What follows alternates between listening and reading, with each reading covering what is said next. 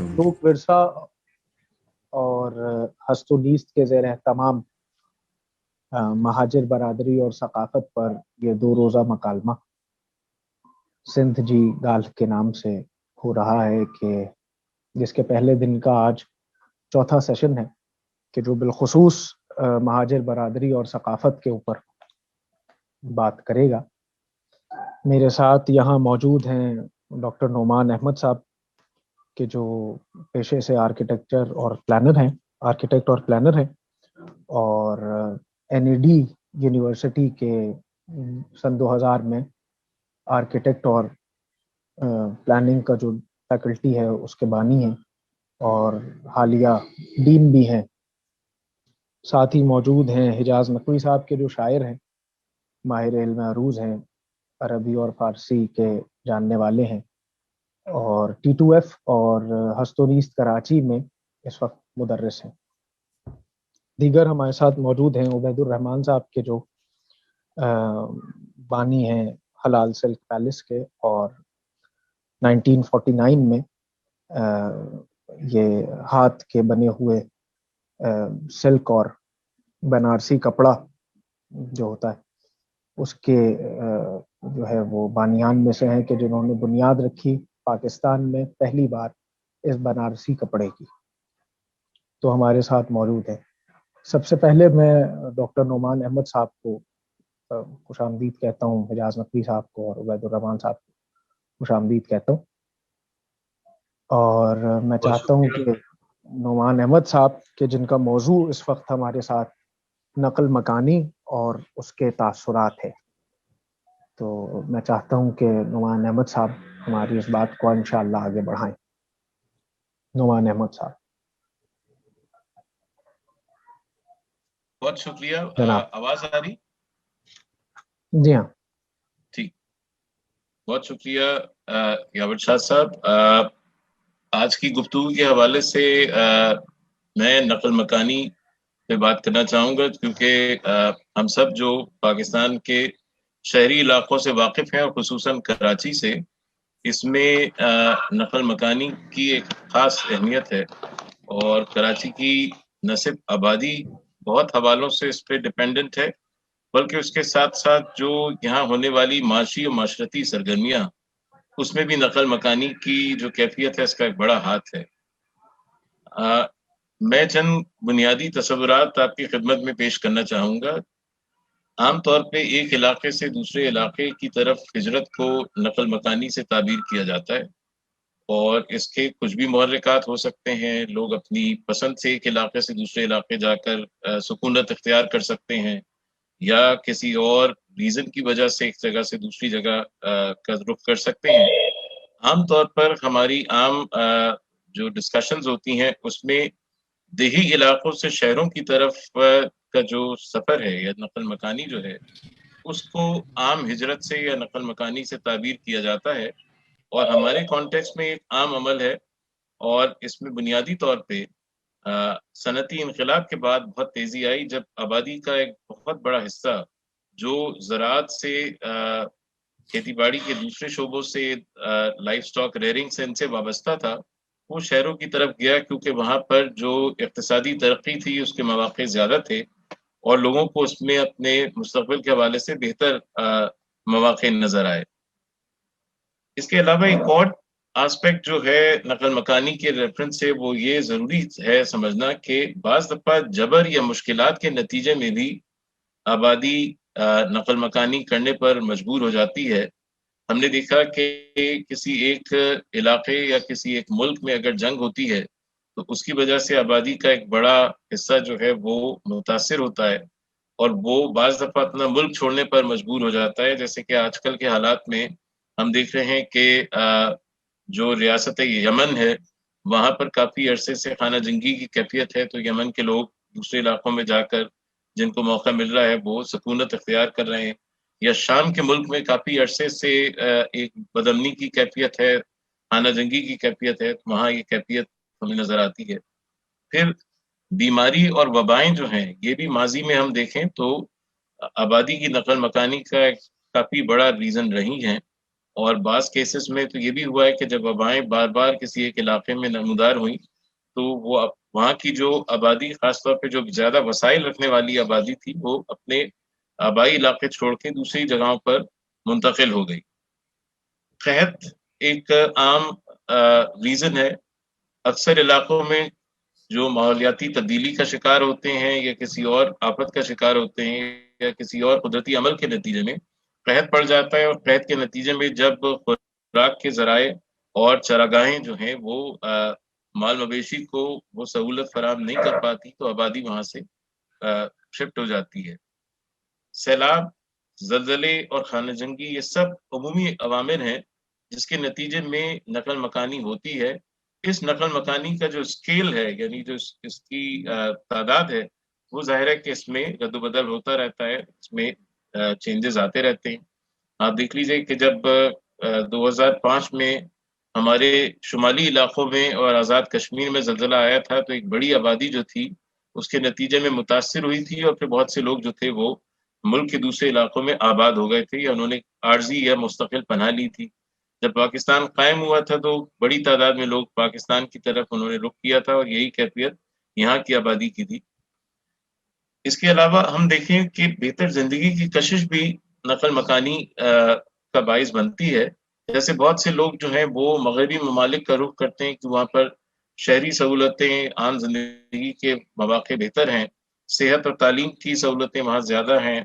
بہت سے لوگ کسی ایک علاقے میں کسی جبر کا شکار ہوتے ہیں، ان کے خلاف کوئی پرزیکیوشن ہوتی ہے، ان کے لیے زندگی گزارنا مشکل ہو جاتا ہے، تو وہ پھر کسی ایسے علاقے میں جاتے ہیں جہاں ان کے ہم خیال اور سماجی طور پہ ہم آہنگ لوگ وہاں پر موجود ہوں۔ پاکستان میں اگر ہم موجودہ صورت میں دیکھیں تو ہماری آبادی کی جو اضافے کی شرح ہے وہ 2.4% ہے، لیکن شہری آبادی کی جو اضافے کی شرح ہے وہ اس سے زیادہ ہے، اور اس کا ایک بہت بڑا جو ریزن ہے، اس کی وجہ جو ہے وہ نقل مکانی ہے، کیونکہ کافی تعداد میں لوگ جو ہیں وہ شہری علاقوں کی طرف جا رہے ہیں، کیونکہ دیہات میں پیداوار کے مواقع زیادہ سے زیادہ چیلنجنگ ہوتے جا رہے ہیں، اور مختلف وجوہات کی وجہ سے روزگار کے اور دیگر سہولتوں کے مواقع کم ہونے کی وجہ سے لوگ شہروں کا رخ کر رہے ہیں۔ اس بات کا اندازہ لگایا گیا ہے کہ سن 2030 تک پاکستان کی جو کل آبادی ہے وہ 256 ملین ہو جائے گی، اور پاکستان اسلامی دنیا کا سب سے بڑا ملک بن جائے گا۔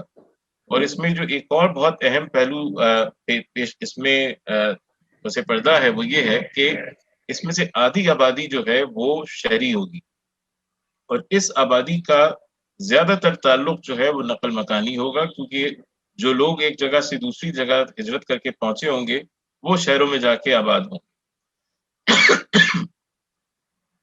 یہ ایک سلائیڈ ہے جس میں ہم صرف ایک موازنہ کر رہے ہیں کہ جو آبادی میں پھیلاؤ ہوا ہے، یہ اعداد و شمار جو ہیں اس پہ بڑے سوالیہ نشان ہیں، لیکن فی الحال آج کے بحث کے لیے ہم ان کو صحیح مان لیتے ہیں۔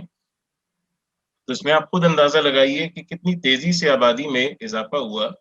یہ 19 سال کا جو عرصہ تھا، جو 1998 کے جو کی مردم شماری تھی اور اس سے لے کے 2017 کی مردم شماری تھی، اس میں ہمارے بہت سے ایسے بڑے شہر ہیں جن کی آبادی میں بہت زیادہ تیز رفتاری سے اضافہ ہوا۔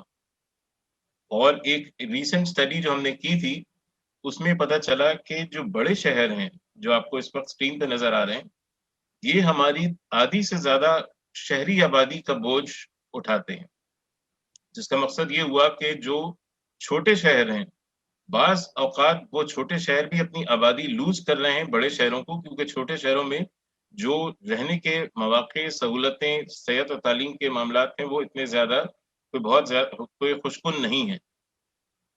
اور یہ ہماری شہری آبادی کے اضافے کا ٹرینڈ ہے، جس میں آپ دیکھیں کہ سن 2030 کے بعد سے یہ بدلنا شروع ہو جائے گی، یعنی ایک وقت آئے گا کہ پاکستان میں دیہی آبادی کم ہوگی اور شہری آبادی زیادہ ہو جائے گی۔ سب سے بڑا جو سوال اس حوالے سے ہے وہ یہ ہے کہ کیا اس انتہائی بڑے اسکیل کی تبدیلی کے لیے ہم تیار ہیں؟ ہم نے کوئی پیش بندی، کوئی اس کے لیے منصوبہ بندی کی ہوئی ہے، یا یہ سب کام جو ہے حادثاتی طور پر ہی رونما ہوتا رہے؟ تاریخ سے اگر اس بحث کا ہم پس منظر جوڑیں تو ہمیں پتہ چلے گا کہ شہروں کی طرف نقل مکانی کی کئی وجوہات رہی ہیں۔ جب انگریز سرکار بر صغیر میں قائم ہوئی تو پنجاب میں خاص طور پہ انگریز راج کے دوران کینال کالونیوں کا قیام ہوا، جس میں ایک بڑی آبادی جو تھی وہ مشرقی پنجاب سے مغربی پنجاب جو کہ موجودہ پاکستان کا پنجاب ہے وہاں لا کے آباد کی گئی، اور اس کا جو ایک بنیادی مقصد تھا وہ منصوبہ بندی کے تحت جو زراعت تھی اس کا فروغ تھا، جس کا نتیجہ بعد میں ہم آج تک دیکھ رہے ہیں کہ ایک بہت ہی مربوط نہروں کا نظام اور دوسرا انفراسٹرکچر اس کے حوالے سے ڈیولپ ہوا۔ لیکن اس کو ہم کہہ سکتے ہیں یہ غیر معمولی آبادکاری تھی جس کو انگریز سرکار نے بڑی خوبی کے ساتھ سر انجام دیا۔ دوسرا اہم سنگ میل جو تھا وہ بر صغیر کی تقسیم تھی 1947 میں، جس میں میرے خیال ہے کہ دنیا کی تاریخ کا ایک بہت بڑا جو نقل مکانی کا کام ہے وہ دیکھنے میں آیا۔ بہت بڑی تعداد میں لوگ موجودہ ہندوستان سے پاکستان کی طرف آئے اور بڑی تعداد میں لوگ موجودہ پاکستان سے ہندوستانی علاقوں کی طرف نقل مکانی کر گئے۔ ان کی بہت سے ہمیں جو تکلیف تجربات تھے وہ ہماری نظروں کے سامنے ہیں، اس میں آبادی جو تھی وہ بہت سی مشکلات کا شکار ہوئی۔ پھر ایک اور دور جو ہم دیکھتے ہیں وہ 1950 کے اختتام اور 1960 کی دہائی میں ایوب خان دور کی زرعی اصلاحات تھی، جس کے نتیجے میں جو ایگریکلچر تھا اس میں میکنائزیشن، اس میں بہتر کوالٹی کے بیجوں اور دیگر اصلاحات کے نتیجے میں جو ایگریکلچر کی لیبر انٹینسونیس تھی وہ متاثر ہوئی، اور وہ لوگ جو زراعت سے اپنا روزگار حاصل نہیں کر سکے انہوں نے شہروں کا رخ کیا۔ تو یہ بھی ایک بہت بڑے پیمانے کی نقل مکانی تھی۔ کراچی میں صنعتی ترقی بہت تیز رفتاری سے ہوئی، اور اس کی کشش نے ہمارے بہت سے دوسرے علاقوں کے لوگوں کو اپنی طرف کھینچا، اور اس کے نتیجے میں کراچی بہت تیز رفتاری کے ساتھ آبادی میں اپنے اضافے کا باعث بنا۔ ہندوستان اور پاکستان کی جنگیں، خصوصاً 1971 کی جنگ جو ہے اس کے بڑے اثرات سامنے آئے، کیونکہ 1971 میں جب مشرقی پاکستان ہم سے الگ ہوا تو وہ پاکستانی جو پاکستان میں اپنی رہائش رکھنے کی خواہش رکھتے تھے وہ مختلف راستوں سے پاکستان پہنچے، اور کافی تعداد میں لوگ جو تھے انہوں نے کراچی میں سکونت اختیار کی۔ آپ کے علم میں ہے کہ اسے کافی بڑی آبادی جو تھی وہ کراچی کے مغربی علاقوں میں جا کے آباد ہوئی۔ آج بھی اورنگی ٹاؤن کا علاقہ اور اس کے آس پاس کے علاقے جو ہیں وہ اس کی ہمیں تصویر پیش کرتے ہیں۔ 1989 کے بعد جو افغانستان میں روسی مداخلت ہوئی اس میں کافی بڑی تعداد میں افغان آبادیاں پاکستان کے شہروں میں داخل ہوئیں۔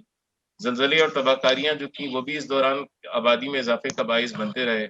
پاکستان جو تھا اس نے افغان وار کے اندر جو ایک سیاسی پوزیشن لی ہوئی تھی اس کے نتیجے میں بہت سی آبادی جو تھی وہ متاثر ہوئی۔ تو یہ سب محرکات بنے آبادی میں اضافے کا۔ آج کل کے دور میں ہم دیکھیں تو بلوچستان کے کچھ علاقوں میں امن عامہ کا مسئلہ ہے، اور اس کی وجہ سے بہت سے لوگ آ کے کراچی اور دیگر علاقوں کے اندر رہائش اختیار کر رہے ہیں، اور یہ ایک مستقل عمل ہے جس کے نتیجے میں آبادی کی نقل مکانی جاری رہتی ہے۔ سابقہ پاٹا اور کے پی کے میں جس وقت فوجی آپریشن ہوا تو اس سے بہت بڑی تعداد میں لوگ یہاں آ کے آباد ہوئے۔ قحط مختلف ادوار میں پڑتے رہے، اس کی وجہ سے جو آبادی تھی وہ بے دخل ہوتی رہی۔ یہ ہمارے پاس کچھ مناظر ہیں جس سے ہم سب واقف ہیں۔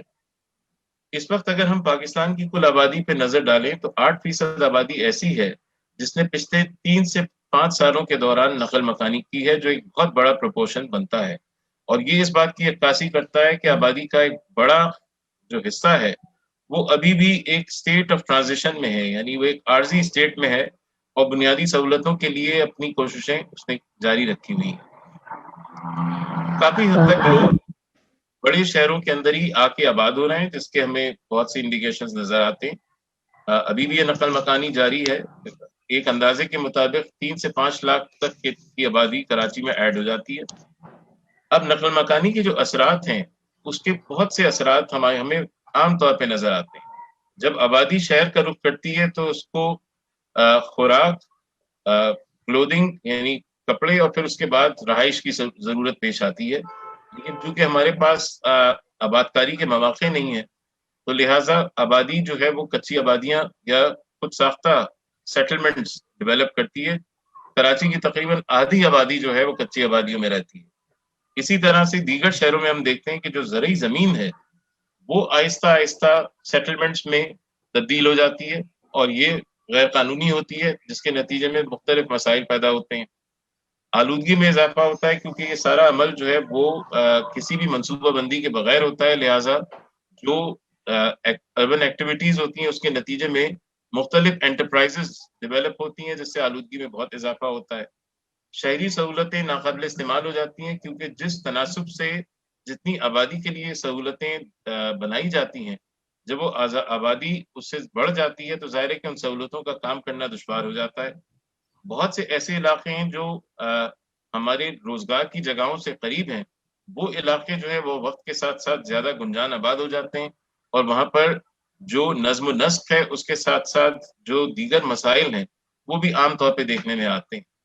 سماجی معاملات کچھ ایسے ہیں کہ بہت سے لوگ جب آپس میں ملتے ہیں تو اس سے مختلف قسم کے رد عمل سامنے آتے ہیں۔ کہیں پر یہ ملاپ جو ہوتا ہے وہ ایکسیپٹیبل ہوتا ہے، اور کہیں پر اس میں ہمیں فرکشن نظر آتا ہے جس میں پرتشدد واقعات میں اضافہ ہو جاتا ہے، اور چونکہ لوگوں کے درمیان، گروہوں کے درمیان امن و امان کو برقرار رکھنے کا کوئی سماجی ضابطہ جو کہ ایکسیپٹیبل ہو موجود نہیں ہوتا، لہٰذا یہ کانفلکٹ بڑھتی جاتی ہے۔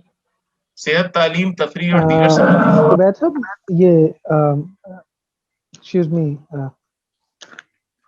میں نعمان صاحب ایک سوال آپ سے اس بارے میں پوچھنا چاہ رہا تھا، وہ یہ ہے کہ کیا آپ یہ جو بات ابھی آپ نے کی کہ مختلف قومیں اور مختلف لوگ جب ایک جگہ اکٹھے ہو جاتے ہیں اور اس کے بعد جو ہے وہ ظاہر ہے کہ بہت ساری چیزوں کے تبادلے ہوتے ہیں، زبان میں تبدیلی آتی ہے، ثقافت میں تبدیلی آتی ہے، اور اس کے علاوہ وہ شہری مسائل کے جو یعنی نقصان دہ ثابت ہوتے ہیں ہمارے لیے، یعنی ہم سے مراد یہ ہے کہ ایک ممکنہ طور پہ ایک جگہ ہے کہ جہاں جو بنی ہی 100 افراد کے لیے ہے، اور اگر وہاں 200 افراد آ جائیں گے تو کوئی ایک ایسا ہنگامی پلان ہونا چاہیے کہ جو اس بارے میں کام کرے، یا ایسی کوئی ہنگامی صورتحال پیدا ہو سکتی ہے کہ وہ سہولیات ان کو فی الفور میسر کی جائے، کچھ ایسا؟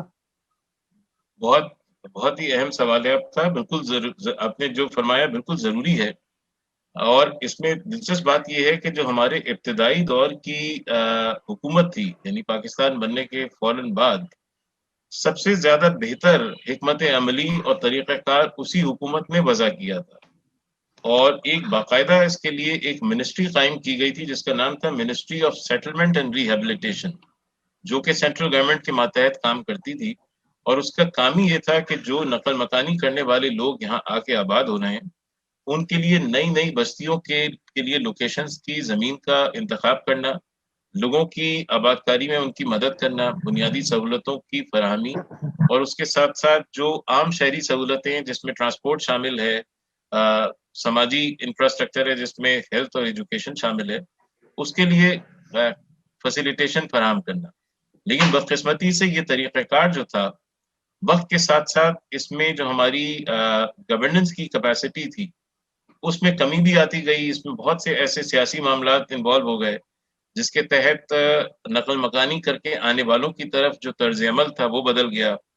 تو یقیناً اس کی ضرورت تو ہے، لیکن جو ہمارا اس وقت انتظامی ڈھانچہ ہے اور جو ہماری اس وقت جو سیاسی رجیم اس وقت ان پاور ہے، ان کے خیال میں شاید یہ کوئی بہت اہم توجہ طلب مسئلہ نہیں ہے، جس کے نتیجے میں جو مسائل ہیں کچی آبادیوں کے ہوں یا دیگر علاقوں کے ہوں اس میں اضافہ وقت کے ساتھ ساتھ ہوتا جا رہا ہے، اور اب اس میں ہم دیکھ رہے ہیں کہ بعض کیسز میں منافرت بھی بڑھ گئی ہے، اور بہت سے کیسز میں یہ جو آپس میں آبادی کا ایک صحت مندانہ ایک ایکسچینج آف تھاٹس یا ایک انٹریکشن ہے وہ کم ہوتا جا رہا ہے۔ اگر ہم آج کے کراچی پہ غور کریں تو بہت سے لوگ اپنی ترجیحات جو بناتے ہیں وہ ایسے علاقوں کو بناتے ہیں جہاں پر وہ سیف رہ سکیں، بغیر کسی دشواری کے اپنے جیسے لوگوں کے درمیان رہ سکیں، اور وہ ڈائیورسٹی جو کہ کسی بھی ایک صحت مند شہر کے لیے بنیادی ضرورت ہوتی ہے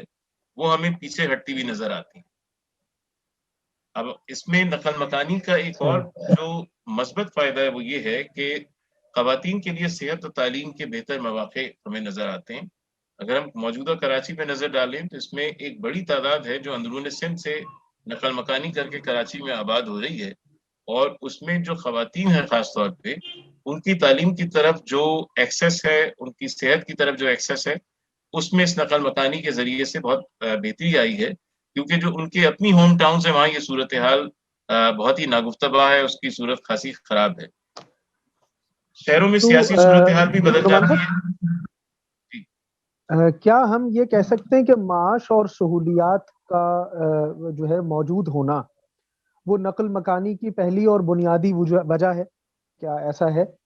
جی بالکل ایسا ہی ہے، کیونکہ جس جگہ پہ امن و امان ہوتا ہے اور معاشی مواقع زیادہ ہوتے ہیں، لوگ انہی علاقوں کا رخ زیادہ کرتے ہیں. ظاہر ہے کہ انہیں ایک بہتر مستقبل کی ایک انڈیکیشن نظر آتی ہے، لیکن اس کے نتیجے میں میں آپ یہ آپ بھی کے دیکھیں. موضوع سے ہٹ کے ایک بالکل ایک الگ بات کرنا چاہ رہا ہوں کہ کراچی کا ابتدائیہ، یعنی اگر ہم یوں سمجھیں کہ وہ ایسٹ انڈیا کمپنی سے لے کر کے اور آج تک بالفرض، تو کراچی کو ایک بنیادی حیثیت حاصل ہے کہ لوگ وہاں ہجرت کر کے پہنچے، لوگوں نے وہاں نقل مکانی کی.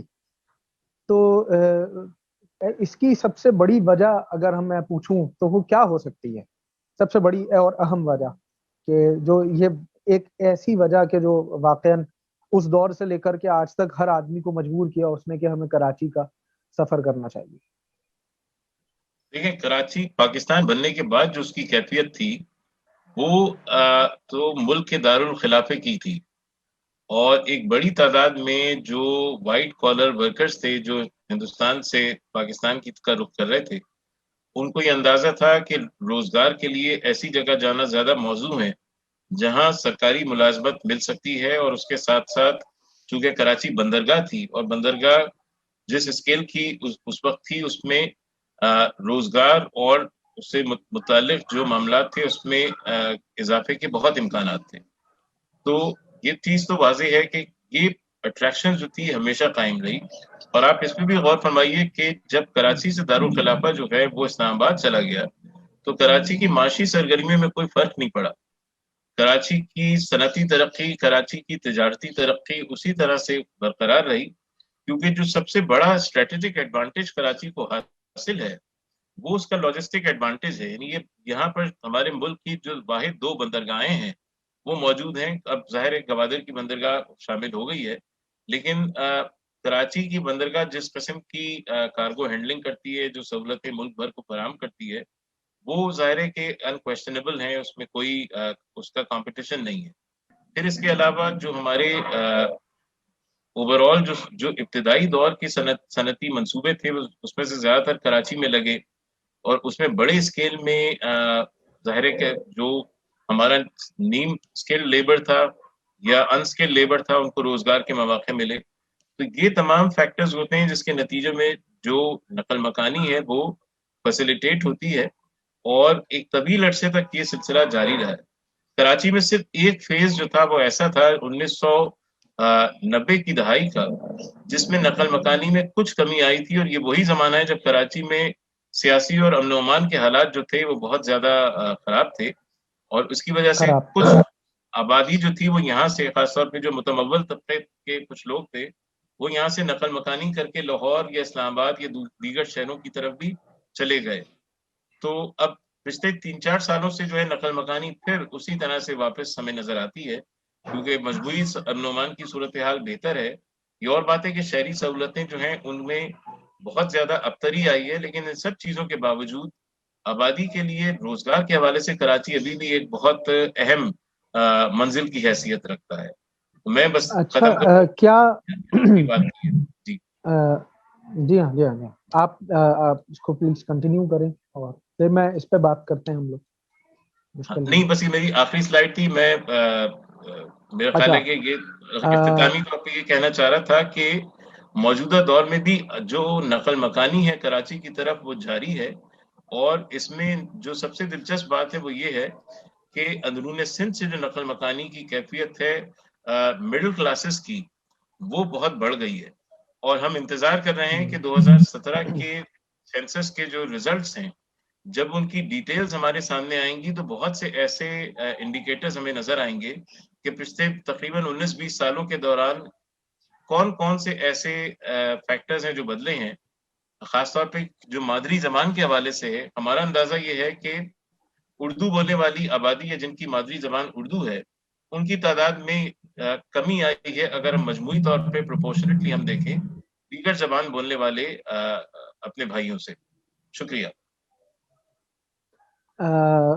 نعمان صاحب ایک بات میں اور پوچھنا چاہ رہا تھا آپ سے، اور وہ یہ کہ یہ جو گوادر پورٹ ابھی بن رہا ہے، گوادر پورٹ جو ابھی بنا ہے، تو کیا اس کے بننے سے اور اس کے آپریشنل ہونے سے، اس کے جو ہے وہ عمل میں آنے سے کیا کراچی پر کوئی اثر پڑے گا؟ کیونکہ گوادر اور کراچی کا کوئی خاص یعنی سفر ہے نہیں، تو خاص دوری نہیں ہے اس کی.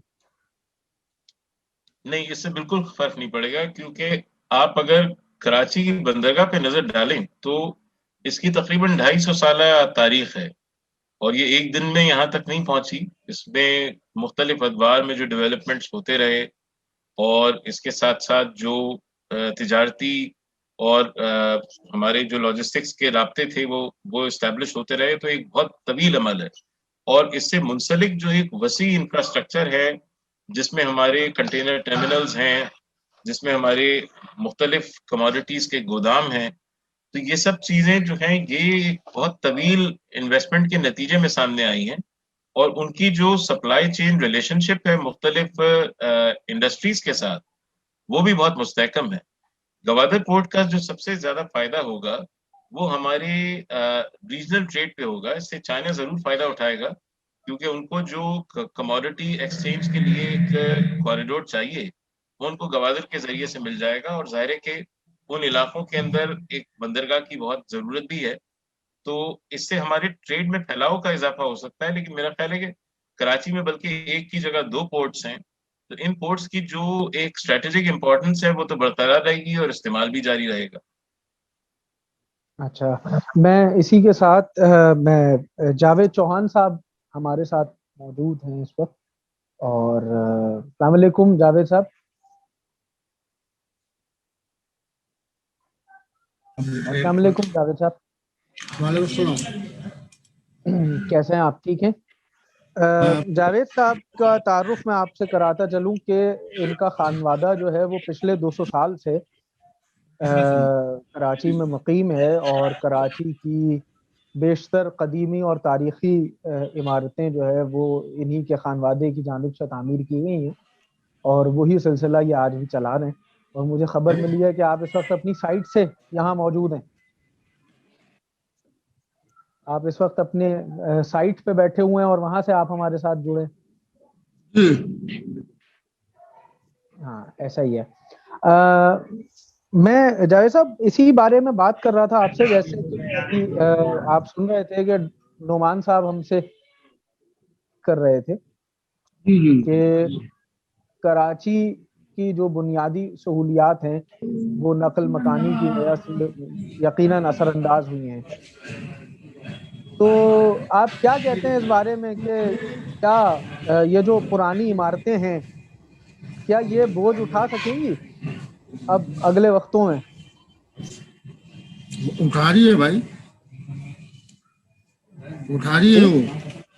وہ بوجھ اٹھا رہی ہے، کیونکہ جو ان کے اوپر لوڈ اگر ڈالا جائے گا تو وہ کہاں اٹھائیں گی. جو ابھی جو محدود جس بنیاد پہ وہ ہے وہ اٹھا رہی ہے. اچھا،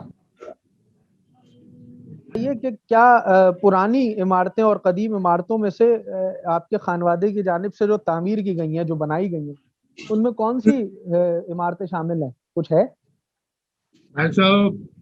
جب مارکیٹ کر کے یہاں آئے ہم 47 میں، سمجھے، تو ہمارے بڑوں نے جو کام کیا ہے، جیسے ٹاور ہے، کمر ہاؤس وغیرہ. حبیب بینک والوں کیا ہے، جیسے کہ حبیب بینک جو کچھ ان کی چھوٹے موٹے جو تھے اسکول ہے، حبیب پبلک، گلابان آباد، حبیب گرل، معصوم ہاسپٹل، ایسی جو عمارتیں 47 کے بعد حبیب فیملی میں آ کے یہ کام کیے، جسے کلر کٹ بھی جسے کہا جاتا ہے، جو بار پتھر کی شکل دیتی ہے، سمجھے بھائی. اور ایسی کئی مسجدیں ہیں. اب شہر میں تو اتنی مسجدیں بنائی ہم نے بزرگوں سے جو سیکھا آج وہ ہم کام کر رہے ہیں. اچھا یہ بتائیں کہ کراچی کا 1947 میں مائگریشن کے بعد، ہجرت کے بعد، کراچی کا کون سا ایسا حصہ تھا کہ جسے ہم یہ کہہ سکتے تھے کہ وہ دیگر کراچی کے اعتبار کے اور دیگر علاقوں سے بہت زیادہ ڈیولپ تھا، بہت زیادہ جو ہے وہ زیادہ تعمیرات وہاں ہوئی؟ کون سا ایسا علاقہ تھا؟ پاکستان کے بعد جو ہے یہ سولجر بازار، جیکب لینڈ، اور سب سے پہلے جو آباد ہوا ہے جو مہاجرین جب آئے یہاں پہ تو وہ ایک گارڈن کے پاس عثمان آباد ہے، وہ آباد ہوا ہے. پھر اس کے گارڈن کے ہاں عثمان آباد ہے. اچھا اس کے بعد تو یہ مزید نازم آباد، دورہ جی، یہ سب یہ آباد کاری ہوتی رہی ہے. اور سن 47 یہ جیسے مہاجر جو ہے ہجرت کر کے آئے 1947 میں، تو حجاز صاحب جیسے ہم لوگ پہلے بات کر رہے تھے، حجاز صاحب وغیرہ کا جو خانوادہ ہے، حجاز صاحب ذرا اس بارے میں بات کیجیے گا مہاجر کیمپ کے حوالے سے. بالکل، مہاجر کیمپ میں اس وقت مہاجر کیمپ تو خیر بہت بعد میں معاملہ ہوا. کھوکھرا پار میں رہائشیں دی جاتی تھیں اس وقت.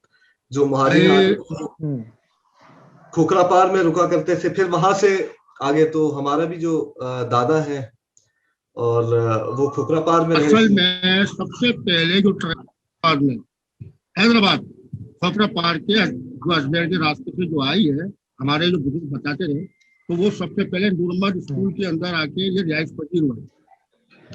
اچھا اس کے بعد یہ ہمارے لیاری میں ایک حاجی کیمپ ہے،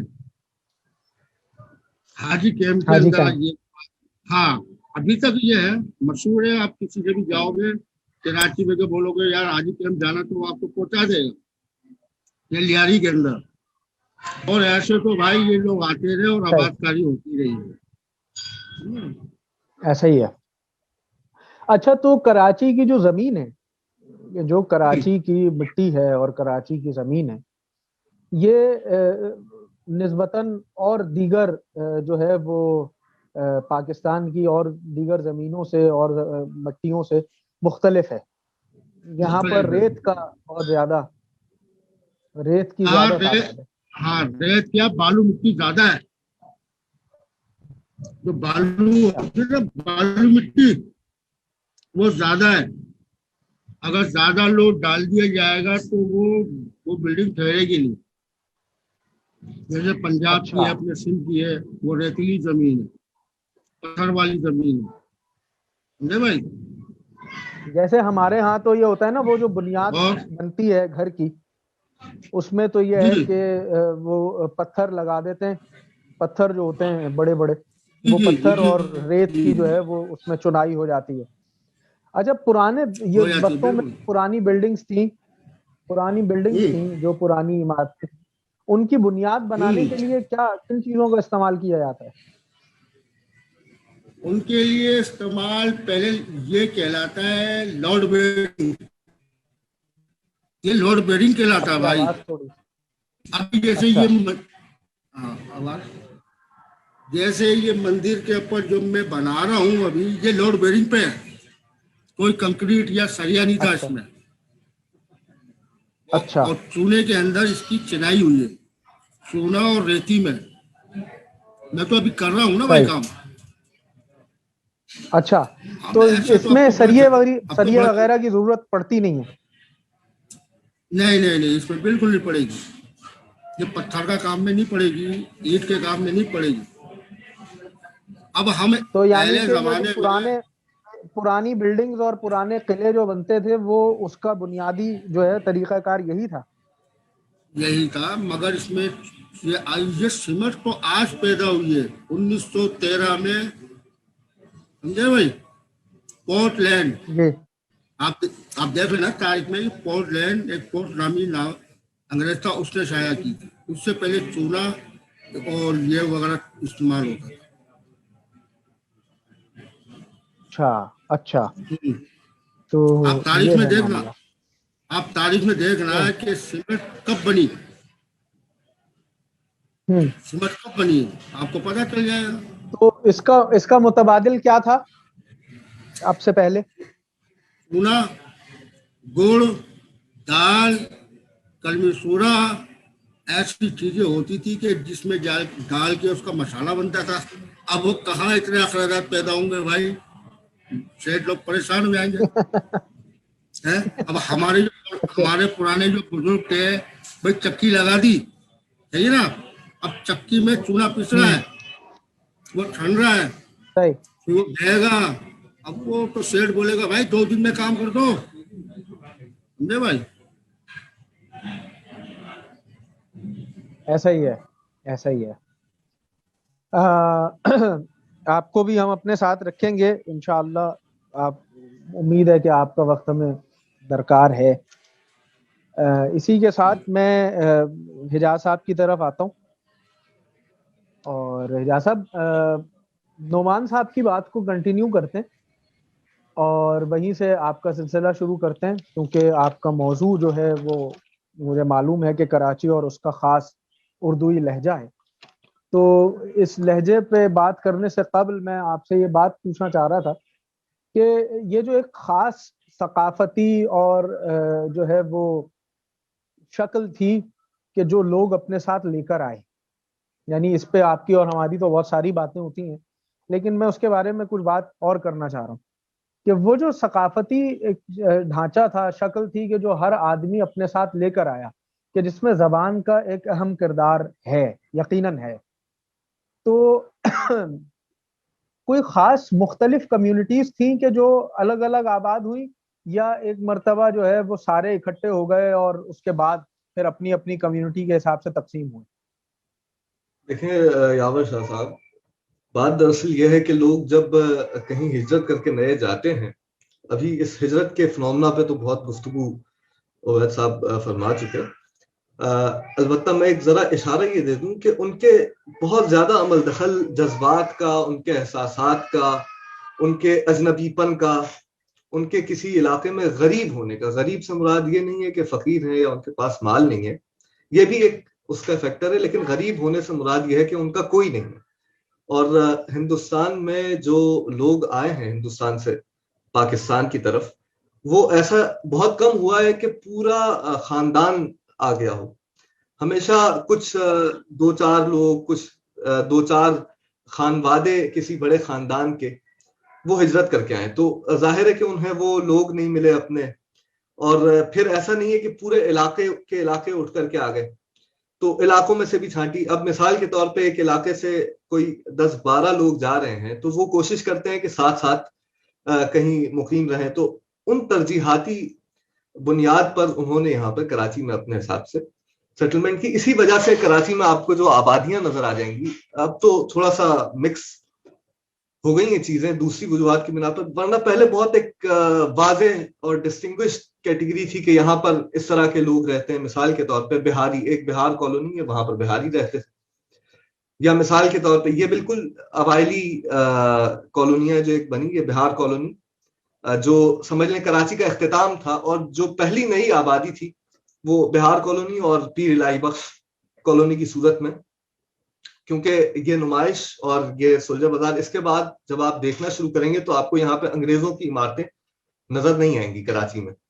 और इसके आगे का जितना भी आबादियात थी, या तो वो कच्चा था, यानी मुकम्मल तौर पे तामीर नहीं हुआ था, या अभी उसमें आबादियां बिल्कुल कच्ची आबादियां थी।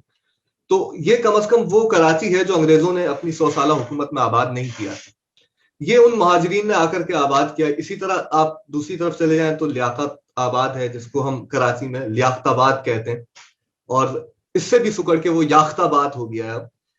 तो आप अगर लोगों से सुनते हैं, जिसका लालू खेत भी नाम है, और ये इलाका महाजरीन की एक खास कम्युनिटी के जेर असर रहा, इसीलिए अब जो लहजों पर मेरी गुफ्तगू है वो इन्हीं इलाकों से शुरू होती है कि जब हम कराची में आते हैं तो हमें मालूम होता है कि यहाँ पर हर 10 किलोमीटर के बाद एक नया लहजा है। अब तो वो बड़ा यूनिफाइड होता जा रहा है दिन ब दिन, और एक स्टैंडर्ड लहजे की तरफ जा रहा है, जिसमें अंग्रेजी की बहुत ज्यादा मिलावट है, जैसे कि मेरा लहजा हो चुका है काफी हद तक खराब। لیکن یہ ہے کہ عموماً کراچی میں اب یہ لہجہ نہیں ایسا نہیں ہے، بالکل نہیں ہے ایسا.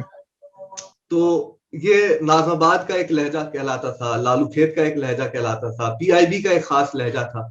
پھر اور دوسری آبادیوں میں آپ دیکھیں گے تو آپ کو آگے چل کے لیاری کا ایک مخصوص لہجہ نظر آئے گا. تو اتنے سمجھ لیجئے کہ کراچی آج سے 10-15 سال پہلے لہجوں کی جنت تھا.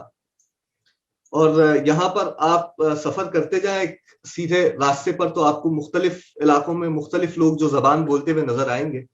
وہ ظاہر ہے کہ سب کے لیے سمجھنے کے قابل تو ہوتی تھی، لیکن ان کی ایک چاشنی ہوتی تھی اور ہر آدمی اپنے لہجے کی حفاظت کرتا تھا، اور وہ اپنے اسی لہجے میں، اپنے علاقے کے لہجے میں، یعنی کہ کراچی میں جو لہجے بنے ہیں وہ ان علاقوں سے بنے. مثال کے طور پہ اگر میں بہاری نہیں بھی، لیکن میں چونکہ بہار کالونی میں رہ رہا ہوں تو میرے لہجے میں آپ کو کچھ خاص الفاظ نظر آئیں گے. مثال کے طور پہ رہا کو میں ریا کروں گا، ٹھیک ہے، جیسے ایک مشہور جملہ ہے کیا کر رہا ہے، ٹھیک ہے.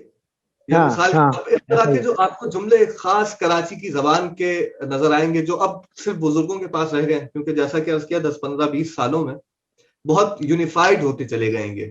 اور ایک منٹ حجاز صاحب، اس سلسلے کو عبید الرحمان صاحب میں آپ سے یقیناً اس بارے میں بات کروں گا. جی حجاز صاحب.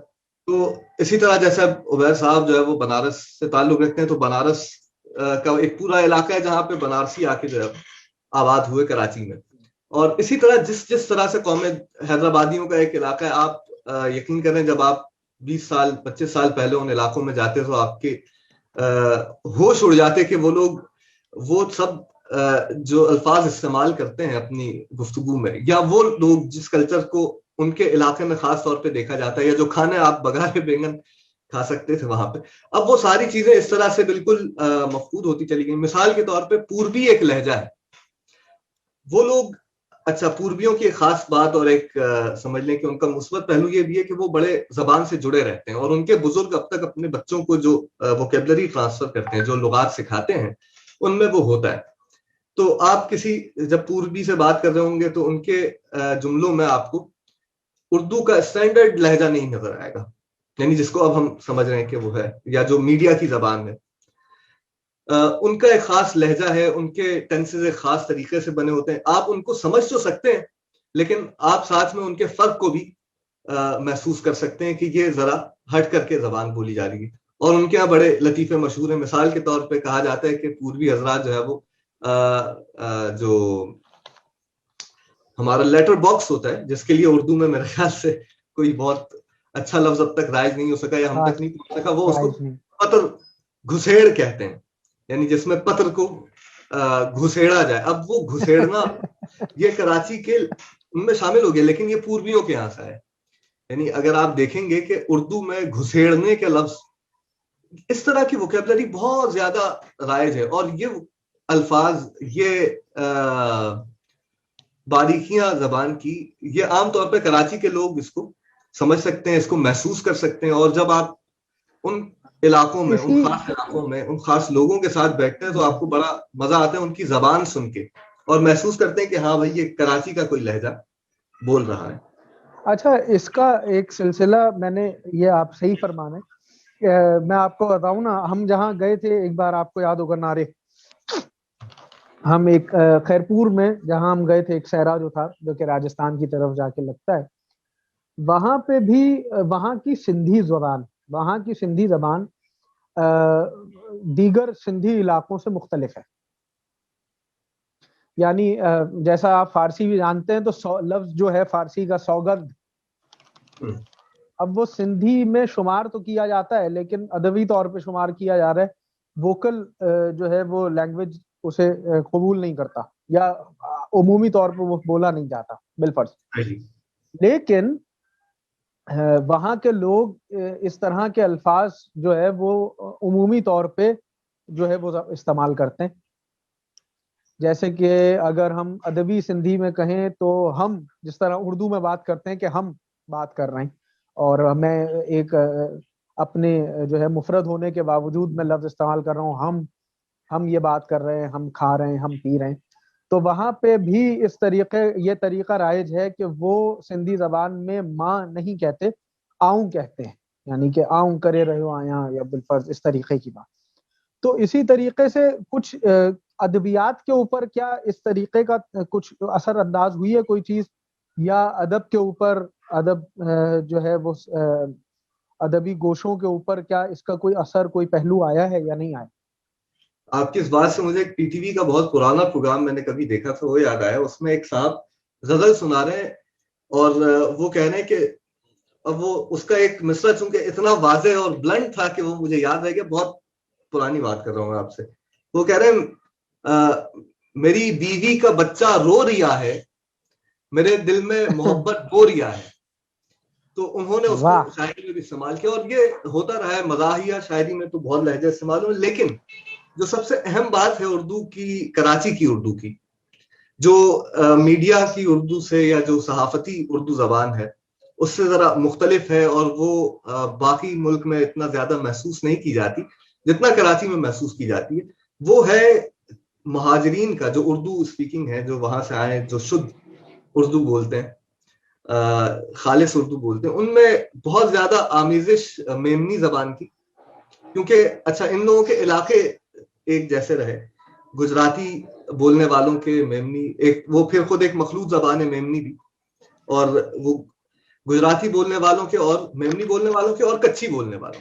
تو اردو بولنے والی جو حصہ ہے وہ یہاں پر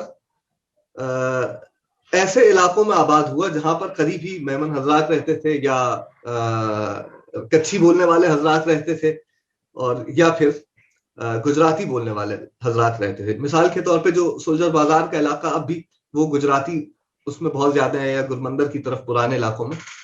تو وہ جو پی آئی بی کالونی میں, پیر الہی بخش کالونی, جو خاص طور پر خالص اردو زبان بولنے والے جہاں پر رہتے تھے, ان سے مل کر ایک یہاں کا لہجہ, اب آپ اگر پرانے لوگوں کو جو گرمندر کی طرف یا سولجر بازار کی طرف یا گارڈنیز کی طرف رہے, ان کے آپ لہجے سنیں گے تو آپ کو محسوس ہوگا کہ وہ لوگ ایک خاص جملے بناتے ہیں جو شاید اردو میں آپ کو محسوس نہ ہو, لیکن وہ میمن حضرات کی بولی کے اثر کے تحت وہ جملے اس طرح سے بناتے ہیں. البتہ ایک اس میں پھر میں آپ سے عرض کروں گا کہ یہ بہت ہی ان کے سائیکالوجیکل یعنی نفسیاتی طور پر وہ لوگ یہاں پر قریب قریب رہنا چاہتے تھے, اور اس وجہ سے ان کے یہ لہجے بنے اور آپس میں گھل مل کے رہے. ورنہ اگر میں آپ سے یہ بات کہوں تو مثال کے طور پہ جو میر تقی میر تھے, وہ کسی ایسے آدمی سے بات نہیں کرتے تھے جس کی اردو خراب ہو. اردو خراب ہو کیا, وہ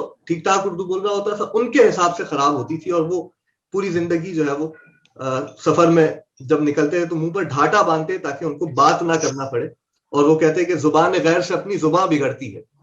تو اردو بولنے والے حضرات کا اپنی زبان کے حفاظت کے حوالے سے یہ رویہ تھا. جب ہم دیکھتے ہیں کہ وہ جب اسی موضوع قطع کلامی معذرت, اسی موضوع کے ساتھ میں آپ سے اس بارے میں بھی بات کرنا چاہ رہا ہوں, کیونکہ مجھے اندازہ ہو رہا ہے کہ وقت ہمارے پاس بہت کم ہوتا جا رہا ہے نسبتاً.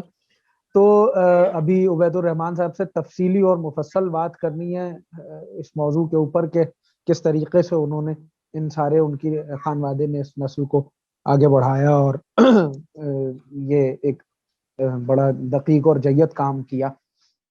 اچھا, میں آپ سے اس بارے میں پوچھنا چاہتا کہ وہ کون سے ایسے ادبی لوگ تھے کہ جو ہجرت کے بعد, میر تقی میر سے ظاہر ہے کہ اب وہ سوال اٹھتا ہے کہ جو ہجرت کے بعد یہاں کراچی آئے اور کن علاقوں میں آ کے رہے, جن میں بہت سارے نام ایسے ہیں کہ جو میں بذات خود جانتا ہوں کہ وہ نام کراچی آئے, لیکن میں اس پہ ایک تفصیلاً بات آپ سے کرنا چاہ رہا ہوں کہ کیا ایسا ہوا کہ کیا انہوں نے اردو کو ملحوظ خاطر رکھا اپنی ذاتی زندگی میں, یا یہ کہ اپنی کمیونٹی کے حساب سے وہ تقسیم ہو گئے, ایسا کچھ معاملہ یہ ہے میرے بھائی کہ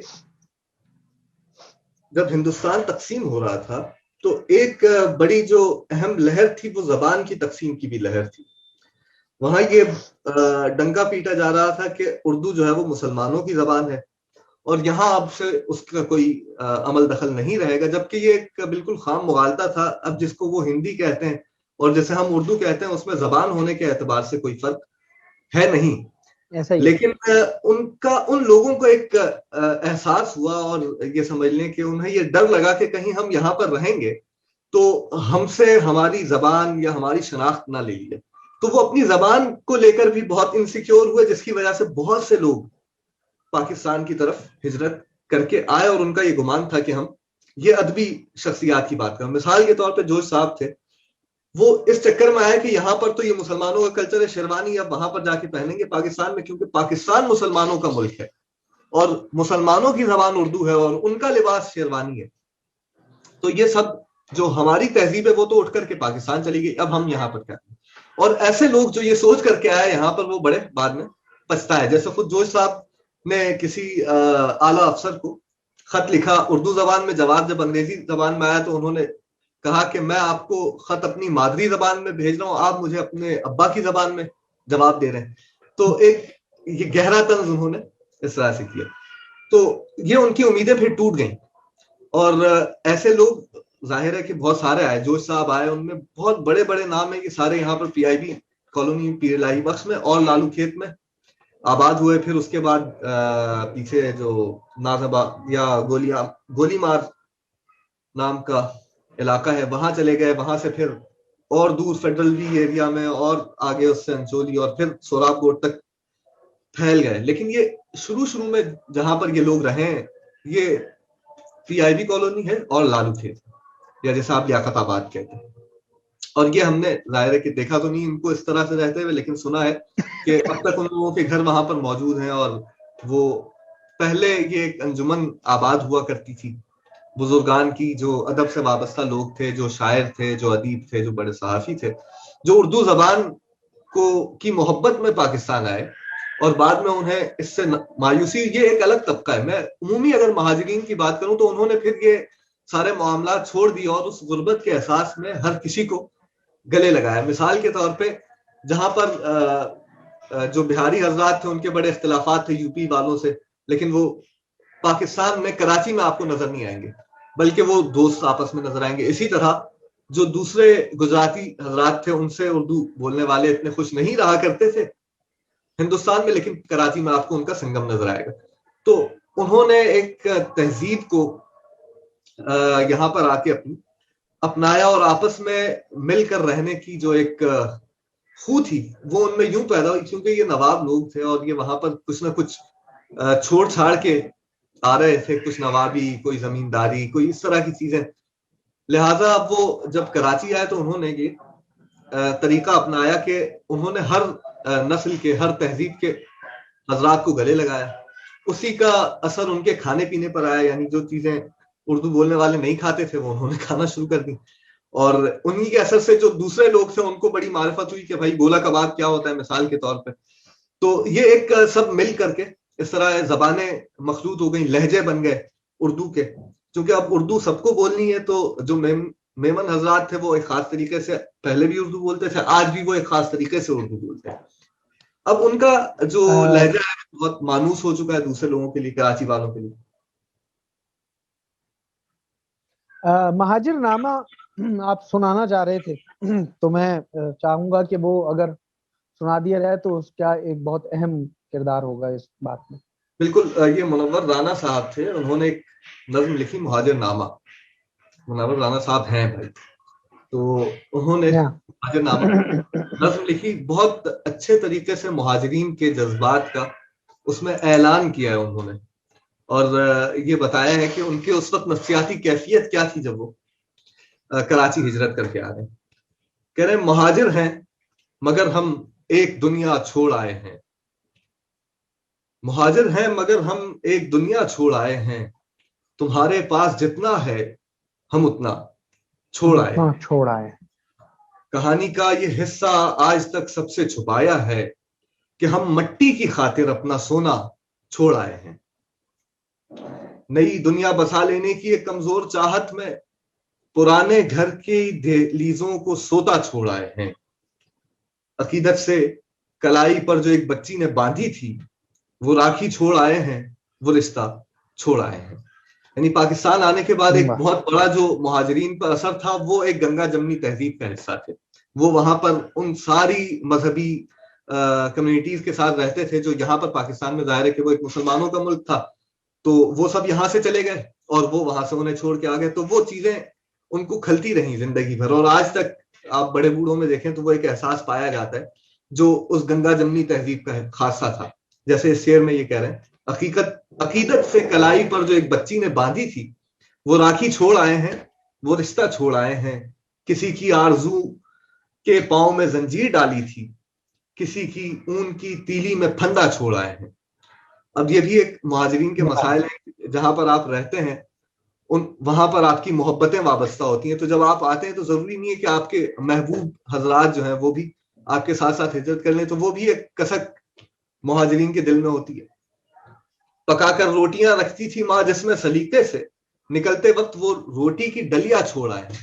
وہ جو ایک روٹی کی ڈلیا سی ہوتی ہے اس میں گرم رکھنے کے لیے روٹی رکھی جاتی ہے, اب تو وہ کلچر سے بھی ختم ہو گئی, لیکن یہ ان کے احساسات کی ترجمانی ہے. یقین آتا نہیں لگتا ہے کچی نیند میں شاید, ہم اپنا گھر گلی اپنا محلہ چھوڑ آئے. ہمارے لوٹ آنے کی دعائیں کرتا رہتا ہے, ہم اپنی چھت پہ جو چڑیوں کا جتھا چھوڑ آئے ہیں. جو جانور انہوں نے پالے ہوتے ہیں ظاہر ہے وہ بھی وہ ہجرت میں اپنے ساتھ نہیں لا پائے. کبھی تیوہار مل جل کر مناتے تھے وہاں جب تھے, دیوالی چھوڑ آئے ہیں, دسہرہ چھوڑ آئے ہیں. پھر ظاہر ہے کہ ان کی تہذیب پر یہاں پر کراچی میں آپ کو یہ سب چیزیں دوبارہ نظر آئیں گی. ہمیں سورج کی کرنیں اس لیے تکلیف دیتی ہیں, اودھ کی شام کاشی کا سویرا چھوڑ آئے ہیں. گلے ملتی ہوئی ندی, گلے ملتے ہوئے مذہب, الہ آباد میں کیسا نظارہ چھوڑ آئے ہیں. ہم اپنے ساتھ تصویریں تو لے آئے ہیں شادی کی, کسی شاعر نے لکھا تھا جو صحرا چھوڑ آئے ہیں. کئی آنکھیں ابھی تک یہ شکایت کرتی رہتی ہیں کہ ہم بہتے ہوئے کاجل کا دریا چھوڑ آئے ہیں.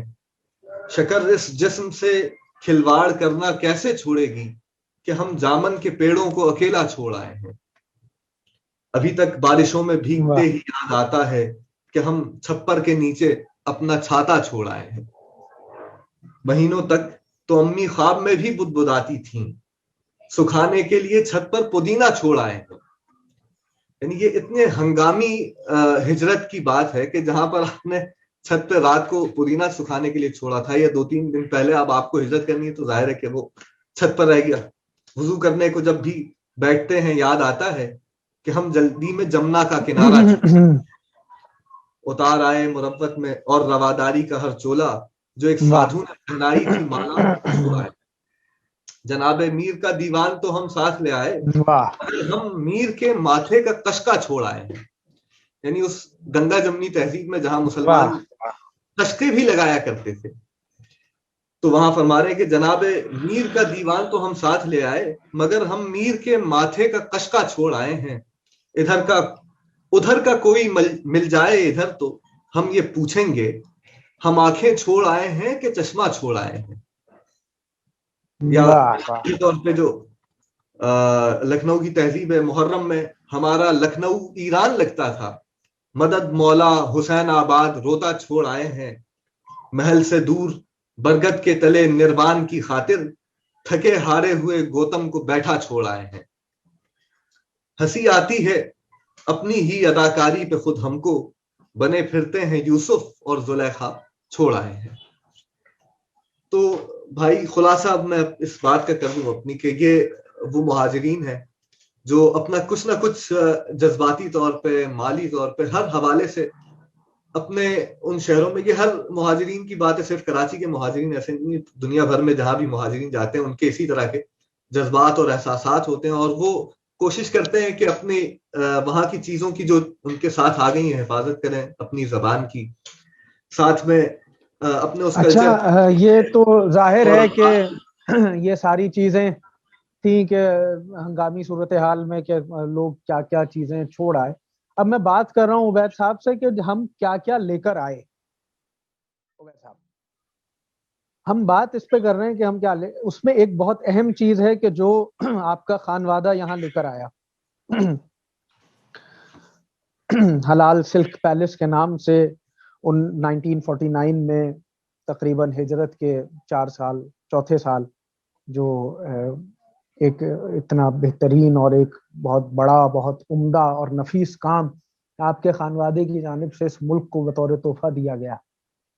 وہ جو بات ہے میں اس کے بارے میں آپ سے کچھ پوچھنا چاہ رہا ہوں کہ ابتدائی دور کیا تھا یہ بنارسی اور سلک کے کپڑے کا؟ یہ جو انیشلی سمجھیں کہ جب پاکستان میں وہی والی بات ہے کہ جب یہ سارے مہاجرین جب آنا شروع ہوئے تو اس میں بہت سارے تو اسکلڈ لیبر اس طرح کا آیا جن کو بہت ساری چیزیں کرنا آتی تھی، جن کا وہاں پہ کام چل رہا تھا. مگر اس کے بعد یہاں پاکستان آنے کے بعد تو آپ کو پتہ ہے کہ ایک تھوڑا سا کیوٹک سچویشن تھی. تو اس کے بعد جو اسکلڈ لیبر تھی وہ امپلائمنٹ کا بڑا پرابلم تھا کہ کیا کریں کیا نہیں کریں. فائنینشیل سچویشن آدھے لوگوں کی ایسی تھی کہ وہ کچھ آگے نہیں کام کر پا رہے تھے. تو جو ہے وہ اسی کو مد نظر رکھتے ہوئے جب دادا ابا وغیرہ 1947 میں ہی پاکستان آ گئے تھے تو انہوں نے جب یہ ایک دیکھا کہ بھئی یہاں پہ اس میں ایک گیپ ہے چیزوں کے اندر تو کیا کام کرنا شروع کرنا چاہیے. کیونکہ انڈیا میں بہار سے جہاں پہ تعلق تھا وہاں پہ زمینداری کا کام تھا مین، اور یارن وغیرہ کا کام کرتے تھے ہم لوگ. تو یارن کے حساب سے ہی پھر جب ہم نے دیکھا کہ یہاں پہ ویونگ کا کام شروع ہو سکتا ہے، اور اس کے بعد جتنے بھی آپ کے جو انہوں نے ذکر کیا تھا حجاز صاحب نے یہ اورنگی ٹاؤن کو اور بہار کالونی کا، تو سارے کے سارے سمجھے کہ ویورز جو ہے وہ وہیں پر آ کر کے بسے تھے جتنے بھی تھے. تو آہستہ آہستہ پھر ان کو تھوڑا سا سیٹ اپ کرنے کے بعد شروع کرا کہ بھائی سیٹ اپ کرنے کے بعد ویونگ سٹارٹ کریں. تو انہوں کو یارن پرووائڈ کرنا شروع کیا کہ ٹھیک ہے آپ یہ یارن ہم آپ کو پرووائڈ کرتے ہیں، سیٹ اپ کر کے دیتے ہیں آپ کو، اور آپ لوگ ویونگ شروع کریں اس طریقے سے. تو ایسا آہستہ آہستہ کرتے کرتے ایک وہ پورا سمجھے کہ اورنگی ٹاؤن ابھی بھی ہینڈلوم کا کوئی بھی کام اگر پاکستان میں ہوتا ہے تو اورنگی ٹاؤن میں ہوتا ہے. بنارس کالونی جس کا نام اب پڑ گیا ہے ایک طریقے سے، کیونکہ سارا پاکستان کا بنارسی کپڑا جو ہینڈلوم کے اوپر بنتا ہے چاہے وہ کوئی بھی ہو، وہ سب سمجھیں کہ کراچی میں ہی بنارس کالونی سے ہی ہینڈلوم کا کام ہوتا ہے. اچھا، یہ جو اس کے بنانے کی جو مشینری ہوتی ہے، جو اس کے آلات ہوتے ہیں، میرا ذاتی تعلق، میرا آبائی گھر جو ہے وہ خیرپور ہے، اور خیرپور میرز ہے تو وہ میروں کی ریاست تھی. اور میں نے وہاں ایک چیز دیکھی کہ ہمارے ہاں ہمارے مین روڈ پر باہر جانے کے بعد ایک بلڈنگ ہے کہ جس کا نام ہے لقمان سلک فیکٹری. وہ سلک فیکٹری ہے نہیں، وہ اب تو نیشنل بینک کی ایک برانچ بن چکی ہے، لیکن یعنی کہ وہ گورنمنٹ رولڈ بلڈنگ ہے. لیکن جو اس بنیادی وجہ تھی اس بلڈنگ کے بننے کی وہ تھی لقمان سلک فیکٹری، اور اس کے اوپر لکھا ہوا تھا India's largest silk selling brand. یہ اس کے آج بھی لکھا ہوا ہے، میں اکثر اسے میں نے پڑھا اور ساری چیزیں. الا یہ کہ ہمارے پاس بھی ایک بنارس کالونی ہے خیرپور میں جو کہ آج بھی بنارسی کپڑا بناتی ہے، وہیں موجود ہے، اور ان کو میروں کی جو ہے وہ بلاوے پر ان کو وہاں بلایا گیا اور انہوں نے اس کا کام کیا. تو کیا 1947 کے بعد مائگریشن کے بعد کیا آپ کے متعلقات وہاں رہے، کچھ تعلقات رہے کیا اس بارے میں آپ کو جانتے ہیں؟ خیرپور کے سائڈ پہ کوئی ایسا لنک نہیں بنتا ہے. ہاں خیرپور کے سائڈ کے وجہ سے سلک بنتی ہے. تو بیسکلی چھانگا مانگا میں ایک ٹائم کے اوپر سلک کا یارن پاکستان میں ہوتا تھا، پیور سلک کا یارن وہاں پہ فارمنگ ہوتی تھی چھانگا مانگا وغیرہ میں. مگر اب وہ سمجھے کہ ختم ہو گیا وہاں. اب پاکستان کے اندر اپنی سلک ورمز کی اور یا سلک کی یارن کی کوئی انڈسٹری ہے نہیں. تو اب سب کا یہ تو پہلے چھانگا مانگے سے یارن وغیرہ آ جاتا تھا، مگر اب سب کا سب امپورٹ کرنا پڑتا ہے یارن جو ہے، اور اس کے بعد پھر اس کی ساری ویونگ ڈائنگ اور سب تو چیزیں. کیا اس کی کوئی بنیادی، کیا اس کو ہم کسی طریقے سے آباد کر سکتے ہیں؟ کیا کوئی ایسی وجہ ہے؟ کر تو سکتے ہیں، بہت ساری چیزوں کو ریوائیو کرنا بھی چاہیے، مگر وہی ہے کہ جیسے انیشلی جب وہ انجینئر صاحب ہمارے ساتھ تھے تو انہوں نے ذکر کیا کہ گورنمنٹ کی بہت سی چیزوں پہ توجہات نہیں ہیں. تو اس وجہ سے جو ہے جب وہ نہیں ہوں گی تو ظاہر سی بات ہے انڈیویجولی بیس کے اوپر تو کوئی اس طریقے سے نہیں کر سکتا انٹرنس کے گورنمنٹ کی طرف سے کوئی انیشیٹو ہو ان سب چیزوں کو ریوائیو کرنے کے لیے. تو اس کے علاوہ تو انڈیویجول بیسس کے اوپر تو پھر وہی ہے کہ اتنی مشکلات ہوتی ہیں کہ اس میں پھر انسان پاسبل نہیں ہوتا کہ ان سب چیزوں کو مزید ایک لیول کے اوپر آگے لا کے جے سکیں اور پھر دنیا میں ایک جگہ پہ آ کر کے پھر ایک پلیٹ فارم کی طرف سے ہم لوگ ایک اس کو ایکسپورٹ کی طرف جا سکیں. کیونکہ اگر دیکھا جائے تو ہے تو نیش انڈسٹری، اور جو ہے وہ دنیا بھر میں جو ہینڈ میڈ چیزیں ہوتی ہیں ان کا ایک بہت ایک سمجھیں کہ ایک کیا کہتے ہیں اس کو, ایز اے ناولٹی کے خاص ساتھ ساتھ ویلیو ہے ایکسپینڈیچر بھی چیز ہوتی ہے. کوئی بھی چیز ہینڈ میڈ ہوتی ہے اس کی اپنی ایک ویلیو ہوتی ہے, تو وہ ایک طریقے سے پاکستان آگے پروموٹ کر سکتے ہیں, مگر وہی والی بات ہے کہ گورنمنٹ کی طرف سے اگر کوئی انیشیٹو ہو تو کیا آپ لوگوں نے اس بنارسی ثقافت کو جو ہے وہ ملحوظ خاطر رکھا ہمیشہ, اس کو فرسٹ پرائیورٹی دی, یا اس کے بعد اب آ کر کے ان 70-72 سالوں میں اس بنارسی کام میں سندھ کی ثقافت یا مہاجر کوئی دیگر ثقافت اس سے جڑ گئی, اس سے مرج ہو گئی, یا کوئی ایسی چیز کہ جو نئی جو ہے وہ بنائی گئی ہو, کچھ ایسی چیزیں تو خیر کوئی بہت تبادلہ؟ بنتی ہیں آہستہ آہستہ, کیونکہ ظاہر سی بات ہے ہم لوگ اپنے بیسس پہ ایکسپیریمنٹیشن تو کرتے رہتے ہیں چیزوں کے حساب سے وہاں, مگر وہی ہے کہ جو ہم لوگ کے ڈیزائنز وغیرہ جو پیور سلک وغیرہ میں آتے ہیں تو وہ ظاہر سی بات ہے مسلم آرکیٹیکچر سے بھی بہت زیادہ انسپائر ہوتے ہیں, کلر کمبینیشنز وغیرہ, کیونکہ محراب وغیرہ جو بنتے ہیں اور پھر جو موٹیوز وغیرہ جو بنتے ہیں تو وہ تو اسلامک آرکیٹیکچر سے بہت زیادہ انسپائرڈ ہونے کے بعد ہی یہ سب چیزیں بنتی ہیں. تو اس کے اندر پھر جو تلا گولڈ کی زری اور سب چیزیں, اور سلور گولڈ میں جو گنگنا جمنی جس کو بولتے ہیں سلور گولڈ کمبینیشن, تو وہ سب چیزیں تو اسی سے پھر انسپائر ہونے کے بعد ہی ایک طریقے سے. اور جیسے وہ کہتے ہیں کہ وہ مغلوں کے زمانے میں بھی سلک کی چیزیں اور وہ سب چیزیں, تو ظاہر سی بات ہے کہ ڈیزائننگ وغیرہ سب مسلم آرکیٹیکچر سے اور مسلم امپائر سے تو بہت کیا زیادہ ان ڈیزائنز میں کوئی خاص سمبل موجود ہوتا ہے کہ سمبلز نہیں ہوتے, یہ گنگنا جمنا جو ہے وہ تہذیب کا سمبل ہے؟ اور گنگا جمنا بولتے ہیں سلور اینڈ گولڈ مکس کو, تو اس میں بیسکلی دونوں چیزیں آ جاتی ہیں, تو اس کو گنگنا جمنا بولتے ہیں کہ سلور اور گولڈ مکس ایک چیز کر کے وہ چیز بن گئی. موٹیوز ہوتے ہیں, بہت ساری چیزیں ہوتی ہیں, محراب وغیرہ ہوتے ہیں چیزوں کے. ہاں مگر ہم لوگ کا تھوڑا سا انڈین کلچر سے ہٹ کر, کیونکہ انڈین کلچر میں ان لوگ ابھی تک ویو وغیرہ کے اندر ان کے اپنے گھوڑے اور یہ گائے وغیرہ یوز کرتے ہیں. ہم لوگ یہاں پہ ایز سچ بہت تو ویونگ ان دا برڈ کے حد تک جاتے ہیں, مگر اس سے زیادہ آگے پھر ویونگ میں نہیں جاتے. محراب وغیرہ ہوتے ہیں, موٹیوز ہوتے ہیں, کیریاں ہوتی ہیں, یہ سب چیزیں ہوتی ہیں, مگر ابھی تک اس طرح کوئی فگرز وغیرہ نہیں ویو میں آتے ہم لوگ کے پاس.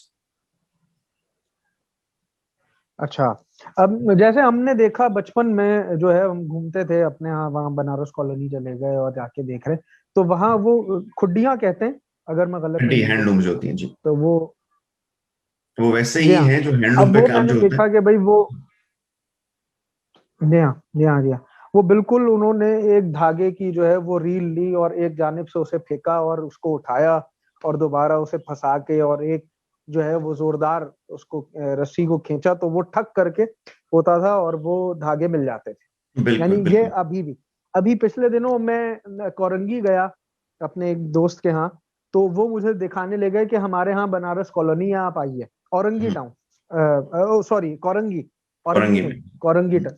میں, جی ہاں. تو وہاں ایک پوری کالونی ہے کہ جو بنارسی کپڑا بنا رہی ہے, اور میں نے وہاں دیکھا کہ ان کے ہاں آج بھی وہ ہاتھوں کے جو ہے وہ مشینری بھی موجود ہے ان کی ہاتھوں والی. تو جو ہے بیشتر لوگ ایسے ہیں کہ جو آٹومیٹک مشینری افورڈ نہیں کر سکتے, جن کے لیے افورڈیبل نہیں ہے, تو وہ اسی ہاتھ والے کام کو کر رہے ہیں. اور کچھ ایسے لوگ ہیں کہ جنہوں نے 10 عمارتیں بنائی ہوئی ہیں اور اس کے اندر ان کے کام چل رہے ہیں.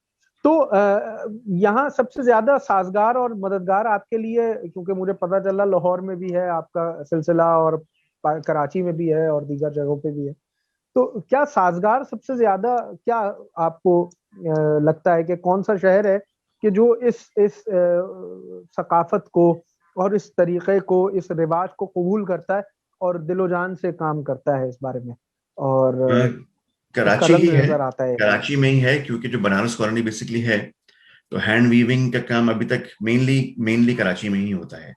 خیرپور میں بھی ہوتا ہے, مگر ان سب جگہوں میں ڈفرنس کیا آ جاتا ہے, تھوڑا سا کپڑے کا ٹیکسچر کا فرق آ جاتا ہے, کیونکہ مٹیریل جو یوز کرتے ہیں وہ مختلف ہو جاتے ہیں. بنارسی کپڑا جو ہے وہ کاٹن کے اوپر بھی ویو ہوتا ہے, بنارسی کپڑا پیور سلک کے اوپر بھی ہوتا ہے, اور بہت مختلف بنارسی کپڑا جو ہے وہ شفون کے اوپر بھی ہوتا ہے. تو مختلف چیزوں کے اندر مختلف چیزیں کراچی کے اندر تو تقریباً سمجھیں آپ کو ہر قسم کی ویونگ مل جائے گی بنارسی فیبرک کے اندر. خیرپور ہو گیا, ان کی بیسک ویونگ زیادہ تر جو ہے وہ آپ کے اب ان لوگ ڈپینڈ کرتے ہیں کاٹن کے اوپر. کاٹن کا ایک مکسچر ہوتا ہے سلک کے ساتھ, اس میں ان لوگ ڈپینڈ کرتے ہیں. بہت سارے لوگ اب ہمارے پاس بہت سی چیزیں جو ویو ہوتی ہیں وہ فیزیبل نہیں ہوتی کہ وہ ہینڈ لوم پہ بنائی جائے. جیسے فار ایگزامپل سلک نیٹ ہو گیا, سلک نیٹ وغیرہ کیونکہ وہ بہت زیادہ کنزیوم ہوتا ہے اور وہ اتنا اسپیشلٹی پروڈکٹ نہیں ہے, تو وہ پھر پاور لوم پہ بھی بن سکتا ہے. تو وہ ہینڈ لوم میں اس کے بعد اب اگر را سلک بننا ہے تو را سلک ہینڈ لوم پہ ہی بنتا ہے, کیونکہ اس کا اپنا ایک کپڑے کا ایک ٹیکسچر آتا ہے, اپنا ایک فیل ہوتا ہے. پاور لوم والا اگر آپ لیں گے اور آپ ہینڈ لوم والا لیں گے, دونوں کو آپ سامنے رکھیں گے تو آپ کو خود ہی آئیڈیا ہو جائے گا کہ ہاں ہینڈ لوم کا کون سا ہے, پاور لوم کا کون سا ہے, کیونکہ دونوں میں دیکھنے میں اتنا ڈفرینس آ جاتا ہے. اس کے بعد پھر یہی اگلے ڈفرینس جو وقتوں ہے میں ساڑی آپ وغیرہ اس کے میں آتا بارے ہے. میں جی جی جی, جیسے ساڑیاں جی جو جی جی جی بنتی ہیں, ساڑیاں ابھی تک جو ہینڈ لوم کے اوپر بنتی ہیں وہ اپنی ایک الگ سے ان کی لک آتی ہے. پاور لوم کی ساڑی جو ہے وہ اب بنے گی, دونوں آپ سامنے رکھیں گے کمپیریزن کے اندر, آپ کو خود ہی لگے گا کہ ہاں جو ہینڈ لوم کی بنی ہوئی ہے وہ ایک ایلیگنس ہے, اس کے اندر ایک اپنا ایک کپڑے کا ٹیکسچر ہے, اپنا ایک ٹون ہے. اور جو پاور لوم پہ بنی ہوئی ہوگی وہ آپ کو خود ہی نظر آ جائے گا کہ ہاں بھائی یہ تھوڑا سا اس سے انفیریئر لگ رہی ہے دیکھنے میں. تو اگلے وقتوں میں آپ کیا سمجھتے ہیں کہ یہ ثقافت اور یہ روایت جو ہے وہ کہاں تک پہنچے گی؟ یہ انشاءاللہ امپروو کرے گی, کیونکہ جو بھی ویورز ہیں انہوں نے مزید ٹرانسفر کیا ہے اپنے جنریشنز کو یہ والا ہنر بھی, اور یہ کام تو کرنا ہی کرنا ہے. تو انشاءاللہ کیونکہ چیزیں ایکسپیریمنٹیشن کی طرف جب جاتے ہیں تو چیزیں بنتی رہتی ہیں, نئی چیزیں آتی رہتی ہیں, ڈیزائنز چینج ہوتے رہتے ہیں, چیزیں کافی, تو انشاءاللہ بہتر ہوتے جائے گا کام آہستہ آہستہ, اور کافی بہتر ہو بھی گیا ہے. تو ہم گویا یوں سمجھیں کہ اگر مزید سہولیات مشینریز میں اور ترقیاتی کام ہوتے ہیں تو اس سے اس کی ثقافت اور اس کے جو کام ہے اس پہ وہ اثر انداز نہیں ہوگی, ایسا؟ اثر انداز اس لیے نہیں ہوگا کیونکہ یہ ہمیشہ سے ایک سمجھے کہ ایک نیش مارکیٹ طرح کی چیز رہی ہے, تو یہ ہمیشہ سے وہی رہے گی, کیونکہ پیور سلک جو ہے وہ طریقے سے ایک لگژری آئٹم ہوتا ہے, اور اس حساب سے لگژری ہی رہے گا ہمیشہ. تو اس کی جو ویونگ ہے وہ نیش ہی رہے گی, اس کی ڈیمانڈ جو ہے وہ بڑھتی ہے سلولی ود دا پاپولیشن, مگر یہ کہ ماس پروڈیوس چیزوں کی تو آپ کو پتہ ہے ڈیمانڈ بڑھتی رہتی ہے, اور جو چیزیں کم بنتی ہیں ان کی پھر ایک وہ کیا کہتے ہیں اس کو, ایک ڈیمانڈ ہوتی ہے مگر خاص سیکٹر کے خاص نیش لوگوں میں وہ ہوتی ہے. جیسے ہر کوئی پیور سلک نہیں پہنے گا, نہ روز مرہ کی چیزوں میں پہنیں گے, شادی بیاہوں کے کاموں میں یہ چیزیں استعمال ہوتی ہیں زیادہ تر, تو اس کی وجہ سے یہ ماس اچھا, پروڈیوس. 1947 میں جب آپ کا خانوادہ یہاں ہجرت کر کے آیا تو اس کے بارے میں کچھ بتائیے کہ کیا سلسلہ رہا اور کس طریقے سے آبادی جو ہے وہ عمل میں لائی گئی, اور یہ سارے سلسلے ہوئے کہ آپ کے خانوادے نے کیسے اس روایت کو قائم کیا؟ جی, جب 1947 میں جب دادا دادی ہمارا جب پاکستان آئے تھے پہلی ٹرین سے, تو جو ہے اردو بازار کے بیک سائڈ کے اوپر ایک اپارٹمنٹ کی ایک بلڈنگ لی تھی پوری, کیونکہ اور بھی ریلیٹیوز موو ہو رہے تھے, تو سب لوگوں نے وہ اپارٹمنٹ کی بلڈنگ لے کر کے ایک ایک فلور کے اوپر سب شفٹ ہو گئے تھے. وہاں پہ ابھی بھی ہے وہ بلڈنگ, وہاں پہ کبھی گزرنا ہوتا ہے تو نظر آتی ہے. تو اس کے بعد پھر وہاں پہ سے ہی ہم نے اپنی پہلی برانچ جو کھولی تھی وہ ایلفسٹن اسٹریٹ کے اوپر, جو زیبر نثر اسٹریٹ تھی بعد میں, تو اس کے اوپر سب سے پہلی برانچ تھی ہلال سلک کی. اور جو ہے پھر وہیں سے بس شروع ہوا, جو شروع میں ویورز کو تھوڑا سا سپورٹ پرووائڈ کر کے, انفراسٹرکچر پرووائڈ کر کے, فائنانس پرووائڈ کر کے, را مٹیریل پرووائڈ کر کے, تو بس وہاں سے جو شروع ہوا, تو اللہ کا شکر ہے کہ آج ابھی تک ہم لوگ اب 3rd جنریشن ہے اس کام کے اندر. دادا دادی نے جو ہے وہ سب کے اپنے بچوں کی ایجوکیشن پہ بھی بہت توجہ دی. اس میں چچا میرے انجینئرنگ کی طرف ہیں, ایک اور چچا میرے فائنانس کی طرف ہیں, تو ابو اور تایا نے پھر میرے جو ہے وہ اس والے طرف توجہ دی جو ہم لوگ کا ویونگ کا کام ہے. تو آہستہ آہستہ ابو تایا اور سب لوگوں نے مل کے امپروو کرتے کرتے تو آج یہاں پر ہیں ہم لوگ. اور آپ کی برانچز کہاں کہاں ہیں؟ ہماری کراچی میں ہے, لاہور میں ہے, فیصل آباد میں. اچھا, تو ایک بہت عمدہ اور بہت کمال بات جو ہے وہ آج ہم لوگوں کو اس سیشن میں سننے کو ملی کہ مہاجر تہذیب اور مہاجر روایات اور ثقافت کو کس طریقے سے اور کن کن محنتوں سے اور کن کن کاوشوں سے گزر کر یہاں تک اس منزل تک آنا ہوا. میں شکر گزار ہوں اپنا قیمتی وقت دیا آپ تمام احباب نے, جس میں سب سے اہم ڈاکٹر نعمان احمد صاحب ہیں کہ جو اپنا وقت نہ ہونے کے باوجود بھی یہاں آئے اور اپنی مکمل بات کی, اور ہم سے انہوں نے مکالمہ کیا. اور اس کے بعد جاوید چوہان صاحب کے جو اس وقت اپنی سائٹ پر تھے اور انہوں نے وہاں سے بھی ایک بہت اچھا پیغام دیا اور سارے معاملات کو ڈسکس کیا. اس کے بعد عبید الرحمان صاحب کے جنہوں نے اس بہت عظیم ثقافت کو جاری و ساری رکھنے کی اس کہانی کو ہمیں سنایا. اور حجاز نقوی صاحب کے جنہوں نے لہجے اور اردوئی انداز کو بیان کیا کہ کس طریقے سے اور کتنی محنتوں سے آج ہمارے سامنے یہ ثقافت اور یہ شکل ابھر کر آئی ہے. لوک ورثہ اور ہست و نیست آپ تمام اور میں بالخصوص آپ تمام احباب کا شکر گزار ہوں. اور آپ کے قیمتی وقت کا بھی مجھے خیال ہے کہ آپ لوگوں نے کس طریقے سے اور کس محنت سے اس کام کو شروع کیا اور یہاں تک ہمارے ساتھ موجود رہے. ہست و نیست اور لوک ورثہ کی جانب سے مہاجر برادری اور ثقافت پر یہ مکالمہ کہ جس کا نام سندھ جی گال ہے، اس کے پہلے دن کا چوتھا سیشن اپنے اختتام کو پہنچتا ہے. میں یاور شاہ آپ تمام احباب کا بطور لوک ورثہ اور ہست و نیست شکر گزار ہوں. اور میں پر امید ہوں کہ آپ اسی طریقے سے اپنی ثقافت، اپنی روایت کو قائم رکھیں گے اور اس تہذیب کا حصہ بنائیں گے، اور وقتاً فوقتاً ہمیں اس میں ترقی اور بہت زیادہ منازل انشاءاللہ دیکھنے میں نظر آئے. شکریہ. Thank you. شکریہ. اللہ حافظ.